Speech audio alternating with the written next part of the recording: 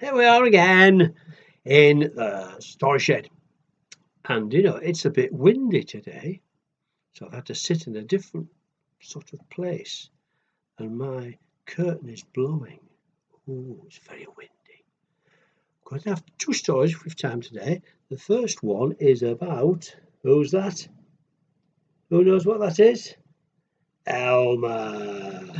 It's an Elmer story. Elmer and the whales. Now, so let's see what this is all about. Well, there's a picture of lots of whales. You see them? They're good, aren't they? Elmer and the whales. Now, Elmer, the patchwork elephant, and his cousin Wilbur, who's black and white, were visiting Grandpa Eldo. He's an old golden elephant. When I was your age, said Grandpa Eldo, at this time of year, I used to follow the river down to the coast and watch the whales go by. Whales? Fantastic, said Elmer. Come on, Wilbur, let's go and see them. Oh, going off on an adventure. Elmer said, come with us, Lion. There's Lion. And you too, Tiger. I'd love to, Elmer, said Lion, but I have a nap that needs finishing. Lions are very lazy, aren't they? Sorry, said Tiger. I have to be back by tea time, and the sea's a long way away. Just follow the river, called Grandpa Eldo. So off they go. Yeah. They hadn't gone far when they met the crocodiles. You see the crocodiles? Hello, crocodiles, they said. We're following the river down to the sea. Why follow it? Asked a crocodile. Why not make a raft? There are enough tree trunks lying around, and we'll help you tie them together, said all the monkeys. Lots of monkeys up there, look. So, look.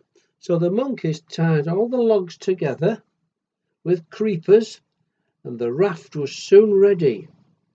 The noise attracted the hippopotamuses. They chuckled when they saw what was going on, and they gave the elephants a push start down the river. Now the river will take you, they said. Good luck. Adventure, isn't it?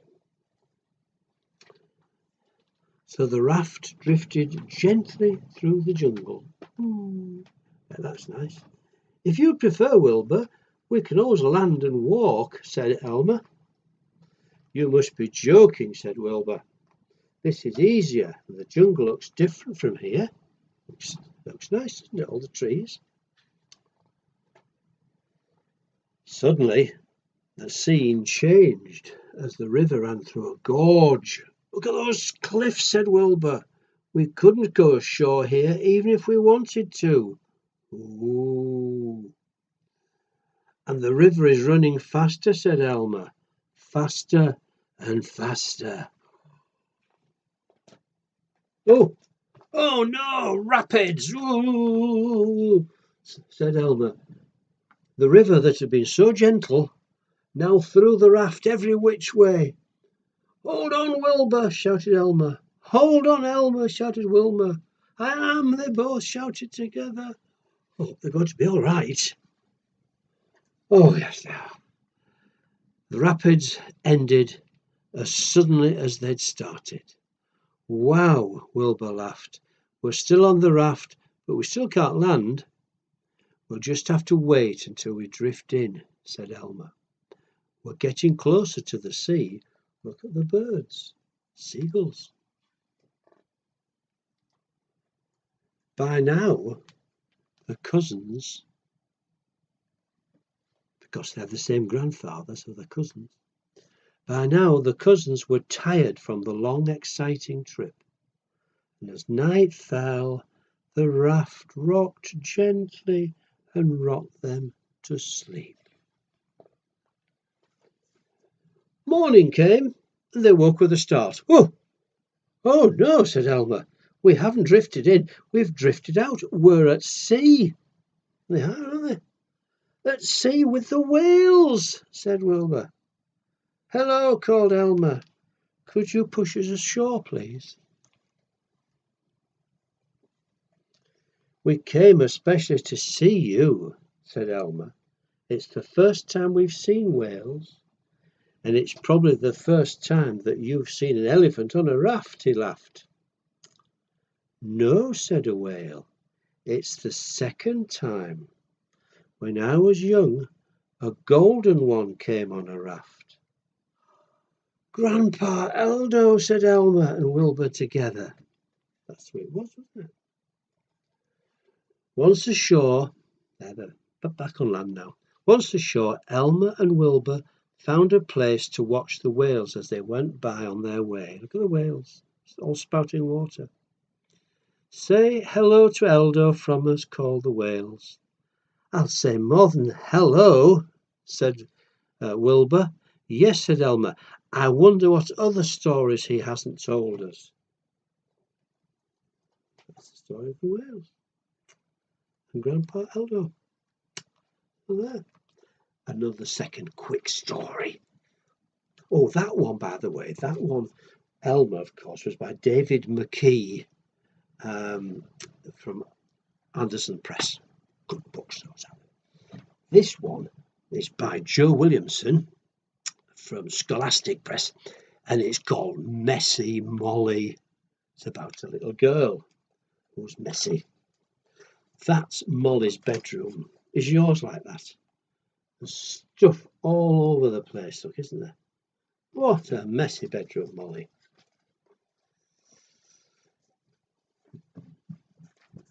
Every day, the Molly starts off looking lovely and clean, but it never ever lasts. That's her dog, Pip. Woof. Oops.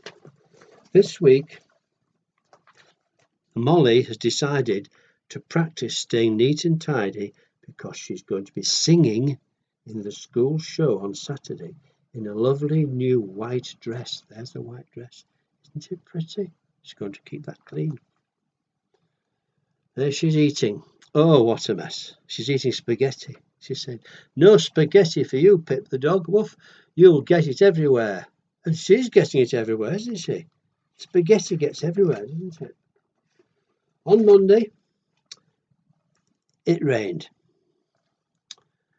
"Luckily, I have my umbrella," says Molly. But she gets home with water in her wellies, and Pip is a soggy doggy. The rain had stopped on Tuesday, so she went on a scooter and dodged all the puddles. It's a fun way to get to school. There she's on her scooter. But she fell off and went through some mud. Oh, what a mess. Look at that. What a state. Covered in mud. I'm sure teacher won't notice a bit of mud. Bet the teacher would. On Wednesday, Molly tried to bake some cakes, wearing her apron to keep her dress spick and span.